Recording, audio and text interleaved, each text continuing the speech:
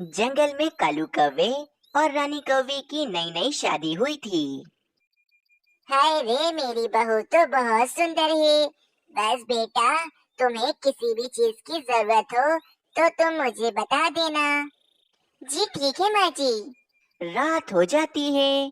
कालू कौवा रानी कौवी से कहता है, रानी, तो फिर तुम्हें कैसा लगा मेरा घर? कालू जी, मुझे तो बहुत पसंद आया आपका घर। आपका घर भी बहुत अच्छा है और माँ जी भी बहुत ज्यादा ही अच्छी हैं। हाँ रानी, माँ जी बहुत अच्छी हैं, मेरी हर बात मानती हैं और तो और हमारी शादी की वजह से ये बहुत ज्यादा ही खुश हैं। बस तुम इनकी हर बात मानना और कभी भी इनके साथ कुछ गलत ना करना। कालू जी, आप बिल्कुल भी फिक्र ना करें, आपकी माँ जी मेरी माँ जी हैं। अब मैं इनका ध्यान बहुत अच्छे से रखूंगी। ये हुई ना कोई बात रानी, मुझे पता ही था कि तुम बहुत ही समझदार हो। अगली सुबह हो जाती है। रानी कौवी अपने दोस्तों के पास बैठी होती है और उनसे बातें कर रही होती है। रानी कवि, तुम तो बहुत नसीब वाली हो जो तुम्हारे पति कालू कवि के पास कितना बड़ा घर है और कालू कौवा भी कितना अच्छा है। ये तुम्हारा कितना ख्याल रखता है। अच्छा रानी कवि, जरा ये तो बताओ, तुम्हारी सास तुम्हारे साथ कैसा व्यवहार करती है? कहीं तुम पर जुल्म तो नहीं करती है ना? जुल्म? और वो भी माँ जी करेंगी? नहीं भाई, माँ जी तो बहुत अच्छी है, वो मेरा बहुत ज्यादा ख्याल रखती है।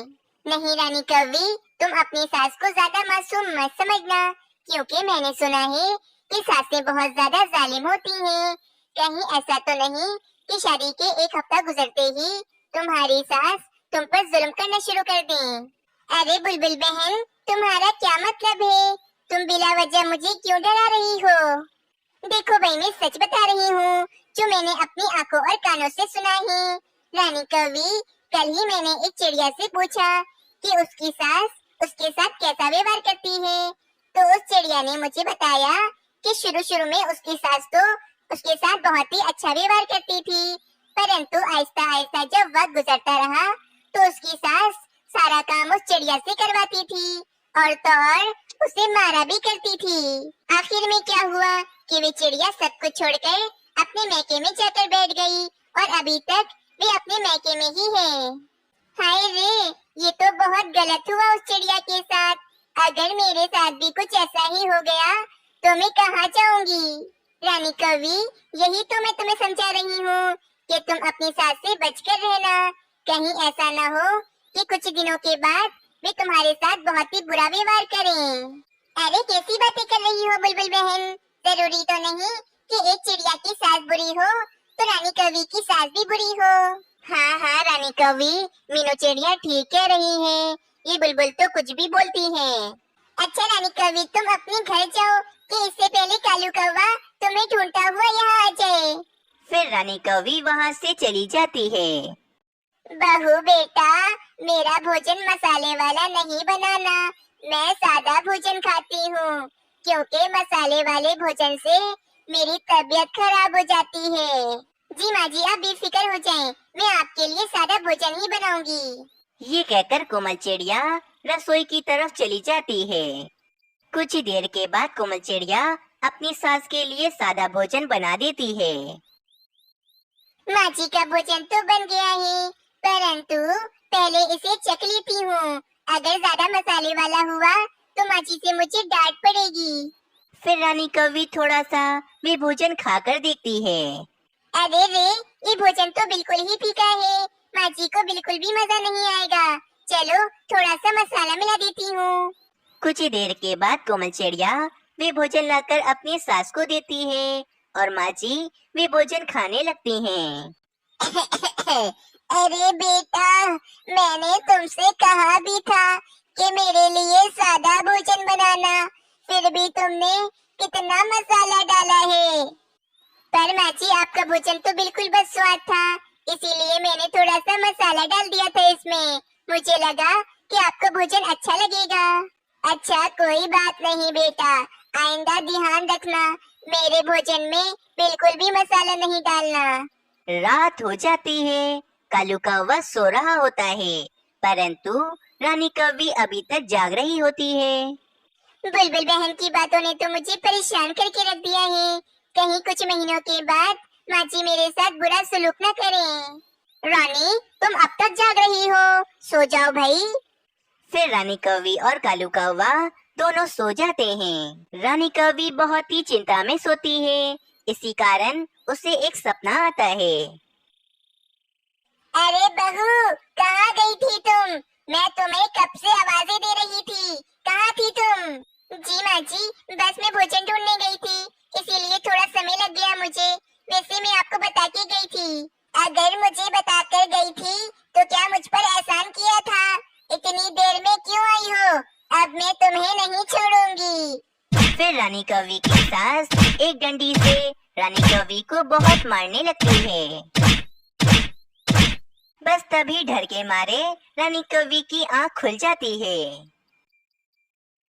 हाय रे, कितना बुरा सपना था ये। परंतु अगर ये सच हो गया तो मेरा क्या होगा? अगली सुबह हो जाती है। मीनू चिड़िया रानी कौवी से कहती है, रानी कौवी आंटी जी, ये देखें, मैं आप दोनों के लिए स्वादिष्ट गाजर का हलवा बना कर लाई हूँ। मीनू चिड़िया, तुम्हारा बहुत बहुत शुक्रिया। तुम रसोई में चलो, मुझे तुम्हें कुछ दिखाना है। फिर रानी कौवी मीनू चिड़िया को लेकर रसोई में चली जाती है। हाँ रानी कौवी, बोलो, तुम मुझे क्या दिखाने लाई हो यहाँ पर? फिर रानी कौवी मीनू चिड़िया को अपना रात वाला सपना बताने लगती है। रानी कौवी, तुम बिल्कुल बेवकूफ हो। कल तुमने बुलबुल की बातें सुनी ना, बस इसी वजह से तुम्हें सपना आया होगा। परंतु मीनू चिड़िया, अगर मेरा सपना सच हो गया तो मेरा क्या होगा? रानी कौवी, चिंता मत करो, कुछ नहीं होगा। कालू कौवे की माँ जी बहुत अच्छी है, मैं उन्हें बरसों से जानती हूँ। इतना कहकर मीनू चिड़िया वहाँ से चली जाती है। ये मीनू चिड़िया तो कभी दूर की नहीं सोचती, परंतु मैं दूर की सोचती हूँ। अगर माँ जी ने मुझ पर अत्याचार शुरू कर दिए तो मेरा क्या होगा? इससे पहले ये सब कुछ हो, मुझे माँ जी पर अपने हुक्म चलाने होंगे। ये कहकर रानी कौवी अपनी सास के पास चली जाती है। माँ जी, बस बहुत बना लिया मैंने आपके लिए सादा भोजन। अब मैं भोजन नहीं बनाऊंगी। मेरी अभी ही तो शादी हुई है और इससे पहले मैंने कभी भोजन नहीं बनाया। बहू, अगर तुम भोजन नहीं बनाओगी तो तुम्हारे अलावा घर में और कौन है जो हमारे लिए भोजन बनाएगा? आज से आप बनाएंगी हमारे लिए भोजन, जैसे शादी से पहले आप कालू जी के लिए बनाती थी। वरना मैं कालू जी से आपकी शिकायत करूंगी कि आप मुझे बहुत मारती हैं। रानी कौवी की बात सुनकर कालू कौवे की माँ जी बहुत ज्यादा हैरान होती हैं। बस फिर क्या था, अब रानी कौवी आराम से अपने घोंसले में बैठी रहती और कालू कौवे की माँ जी रसोई में जाकर भोजन बनाती।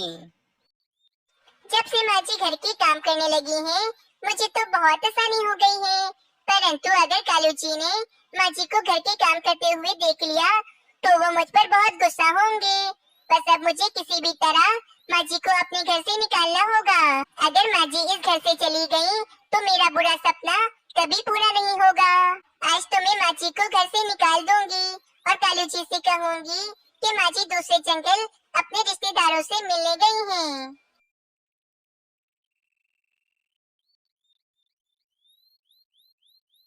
कालू कौवे की माँ जी तो बहुत अच्छी है, परंतु ये रानी कौवी तो पागल हो गई है।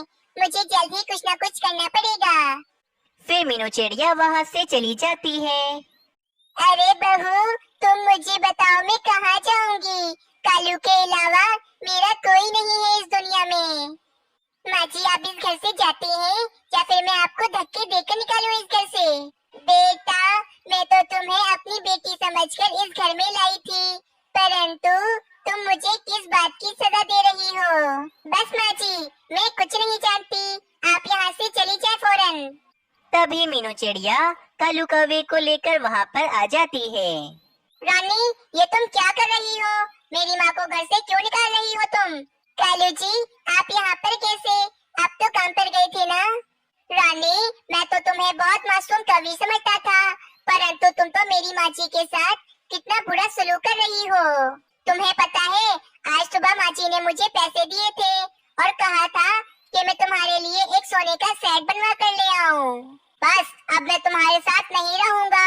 अब तुम्हारी यही सजा है कि आज के बाद तुम मेरे घर में नहीं रहोगी। चलो निकल जाओ मेरे घर से तुम। नहीं नहीं बेटा कालू, ये तुम क्या कह रहे हो? रानी कवि अभी समझदार नहीं है, परंतु वे समझ जाएगी एक दिन। माँ जी, मैंने आपके साथ कितना बुरा किया, फिर भी आप मुझे अपने घर में रखना चाहती हैं। आप मुझे माफ कर दें। इस तरह रानी कौवी को अपनी गलती पर बहुत ही पछतावा होता है और रानी कौवी माँ जी से माफी भी मांग लेती है।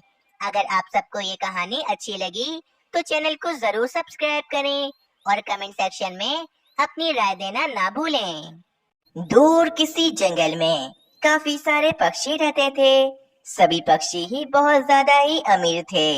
इस जंगल में ज्यादातर आम के पेड़ लगे हुए थे और वे पेड़ पक्षियों ने लगाए थे और सभी पक्षी खुद अपने अपने पेड़ों की देखभाल करते थे। अरे मीनू चिड़िया, अब तो बस गर्मियों का मौसम आ ही गया है और देखो तो हम सबके पेड़ों पर कितने सारे आम भी निकल आए हैं। हाँ तोते, अब फिर से इस साल भी हमारे जंगल को बहुत ज्यादा फायदा होगा और हम सब पक्षी बहुत ज्यादा मुनाफा कमाएंगे। हाँ मीनू चिड़िया, बस अब हमें थोड़ी मेहनत करके पेड़ों से सारे आम तोड़ लेने होंगे और फिर हम सारे आम ले जाकर बेच देंगे। हाँ हाँ कालू कौवी, परंतु कुछ दिन इन्हें पेड़ पर ही लगे रहने दो। ये अभी सही से पके नहीं हैं। कुछ दिनों बाद जब ये पक जाएंगे तो ये और भी ज्यादा स्वादिष्ट हो जाएंगे। बस ऐसे ही कुछ दिनों तक पक्षी अपने अपने पेड़ों की अच्छे से देखभाल कर रहे होते हैं। मीनू चिड़िया, हमारे आम बहुत अच्छी तरह से पक गए हैं और ये आम बहुत मीठे और रसीले हैं। हमें ये सारे आम पेड़ से तोड़ लेने चाहिए। वो तो ठीक है कालू कौवी, परंतु आज ये मौसम इतना ज्यादा खराब क्यों हो रहा है? और तो और बहुत तेज हवाएं भी चल रही हैं। मुझे तो डर है कि कहीं बारिश न हो जाए। अरे नहीं नहीं मीनू चिड़िया, ऐसे मत बोलो। अगर बारिशें हो गई तो हमारे सारे आम खराब हो जाएंगे और हम सब पक्षियों को बहुत बड़ा नुकसान हो जाएगा। बस फिर क्या था, कुछ देर के बाद आसमान पर काले काले बादल छा जाते हैं और थोड़ी ही देर में तेज बारिश शुरू हो जाती है। हाय रे, ये बारिश कहाँ से हो गई? अब हमारे सारे आम खराब हो जाएंगे। अब मैं क्या करूँ? सारे पक्षी बहुत ज्यादा चिंतित होंगे और बस बारिश रुकने का बेसब्री से इंतजार कर रहे होंगे। कुछ देर के बाद बारिश भी रुक जाती है।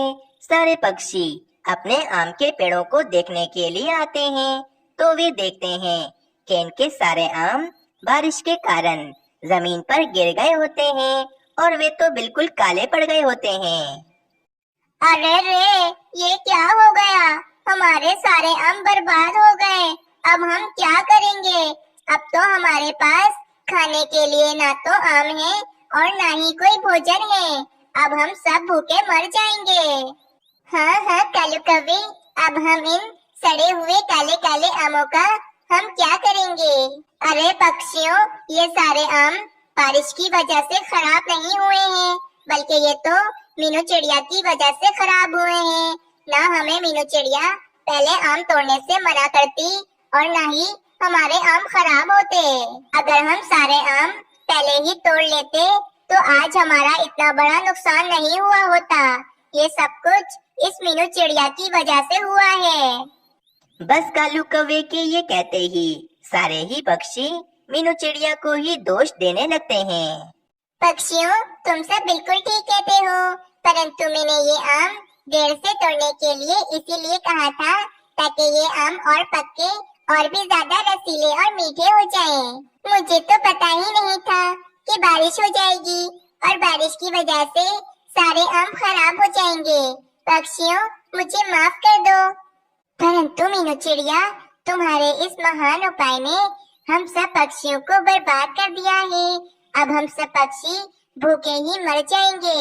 हम सब पक्षी तुम्हें कभी माफ नहीं करेंगे। मीनू चिड़िया भी सभी पक्षियों की बात सुनकर खुद को ही दोषी मान रही होती है। अगले दिन मीनू चिड़िया बहुत ज्यादा ही उदास होती है और कहती है, मेरी वजह से कल पक्षियों का कितना बड़ा नुकसान हो गया। अब मुझे इनके नुकसान की भरपाई के लिए कुछ ना कुछ तो करना ही होगा, वरना सभी पक्षी बिना खाए भूख के कारण मर जाएंगे। ये कहकर वे मीनू चिड़िया वहाँ से चली जाती है। मीनू चिड़िया उन सारे खराब आमों के पास आती है और उन सारे आमों को देखने लगती है। ये आम दिखने में बहुत ज्यादा ही काले और खराब लग रहे हैं, लेकिन इन आमों के पास से बदबू तो आ ही नहीं रही है। मैं एक काम करती हूँ, एक आम को काट कर देखती हूँ। फिर मीनू चिड़िया एक आम को काट कर देखती है तो वे आम तो अंदर से बिल्कुल ही ठीक होता है। अरे ये आम तो अंदर से बिल्कुल ठीक है, और तो और ये दिखने में बहुत ज्यादा मीठा और रसीला भी लग रहा है। मीनू चिड़िया ये देखकर बहुत ज्यादा ही खुश हो जाती है। ये आम अंदर से बिल्कुल ठीक है, और तो और ये बहुत ज्यादा रसीले भी लग रहे हैं, परंतु ये काले आम हमसे कौन खरीदेगा? सब इन्हें बेकार और सड़ा हुआ आम ही समझेंगे। मुझे कुछ न कुछ तो करना ही पड़ेगा, जिससे ये सारे आम ही बिक जाएं और सभी पक्षियों का फायदा भी हो जाए। कुछ देर सोचने के बाद मीनू चिड़िया के दिमाग में एक उपाय आ जाता है। उपाय सोचने के बाद मीनू चिड़िया फौरन वहाँ से चली जाती है। अरे मीनू चिड़िया, आज तुम इतने दिनों बाद मेरी दुकान पर आई हो। मैं तुम्हें अभी आम का जूस पिलाता हूँ। रंगीन पक्षी जी, आम का जूस तो मैं पी लूंगी, लेकिन मुझे आपसे एक बहुत जरूरी बात करनी है। बोलो बोलो मीनू चिड़िया, तुम्हें मुझसे क्या बात करनी है? रंगीन पक्षी जी, हमारे जंगल में काफी सारे आम के पेड़ हैं, लेकिन बारिश होने की वजह से सारे आम टूटकर जमीन पर गिर गए हैं और वे सारे आम ऊपर से काले भी हो गए हैं। लेकिन वे आम सिर्फ ऊपर से ही काले हैं, वे आम अंदर से बहुत ज्यादा रसीले और मीठे हैं। सारे आम आप मुझसे अच्छी कीमत में खरीद लें और फिर उन आमों का आप जूस बनाकर पक्षियों को बेचिएगा। पर मीनू चिड़िया, पहले मैं जाकर वे आम देखूंगा, उन्हें खाकर चेक करूंगा। अगर वे आम वाकई रसीले और मीठे हुए तो ही मैं तुमसे वे आम खरीदूंगा। हाँ ठीक है रंगीन पक्षी जी, आप मेरे साथ चलें और वे आम खाकर चेक कर लें। फिर मीनू चिड़िया रंगीन पक्षी को लेकर अपने जंगल की तरफ चली जाती है। रंगीन पक्षी जी, ये रहे वे सारे आम। ये आम सिर्फ और सिर्फ ऊपर से ही काले हैं, अंदर से तो ये आम बहुत ज्यादा ही स्वादिष्ट हैं। आप एक आम खाकर देखें। फिर रंगीन पक्षी एक आम को खाकर देखता है तो वाकई वे आम बहुत ज्यादा रसीला और मीठा होता है। वाह वाह मीनू चिड़िया, वाकई में ये आम तो अंदर से बहुत ज्यादा मीठा और रसीला है। मैं तुमसे ये सारे आम खरीदने को तैयार हूँ। अरे वाह, ये तो बहुत अच्छा हो गया। अब सभी पक्षी भी बहुत ज्यादा खुश हो जाएंगे। कुछ देर के बाद रंगीन पक्षी एक रेडी लेकर आता है और वे मीनू चिड़िया को काफी सारी पोटलियों में काफी सारे पैसे दे देता है और वे सारे आम रेडी पर रखकर अपनी दुकान पर ले जाता है। दूसरी तरफ मीनू चिड़िया सभी पक्षियों को जमा करती है और सभी पक्षियों को उनके पैसे दे देती है। सभी पक्षी भी बहुत ज्यादा ही खुश हो जाते हैं। पक्षियों, मैं बहुत ज्यादा खुश हूँ। मैंने आज वे सारे आम बेच दिए हैं और ये पैसे उन्हीं आमों के हैं। पर मीनू चिड़िया, वे सारे आम तो खराब हो गए थे ना, तो फिर तुमसे वे बेकार और खराब आम आखिर किस पक्षी ने खरीदे? फिर मीनू चिड़िया सारी बात पक्षियों को बताती है कि वे आम सिर्फ ऊपर से काले थे, अंदर से वे आम तो काफी ज्यादा ही स्वादिष्ट थे। वाह मीनू चिड़िया, तुमने तो कमाल ही कर दिया। मैं तो तुमसे नाराज हो गया था, लेकिन तुम मुझे माफ कर दो। मैं बहुत ज्यादा खुश हूँ। हाँ मीनू चिड़िया, तुम मुझे भी माफ कर दो। मैं वे खराब आम देखकर कुछ ज्यादा ही गुस्सा हो गया था। मैं तुमसे माफी मांगता हूँ। और फिर मीनू चिड़िया सभी पक्षियों को माफ कर देती है और सभी पक्षी खुशी खुशी रहने लगते हैं। आप सबको ये कहानी कैसी लगी हमें कमेंट में जरूर बताएं और अगर अभी तक आपने हमारा चैनल सब्सक्राइब नहीं किया तो जल्दी से जाकर चैनल को सब्सक्राइब भी कर लें।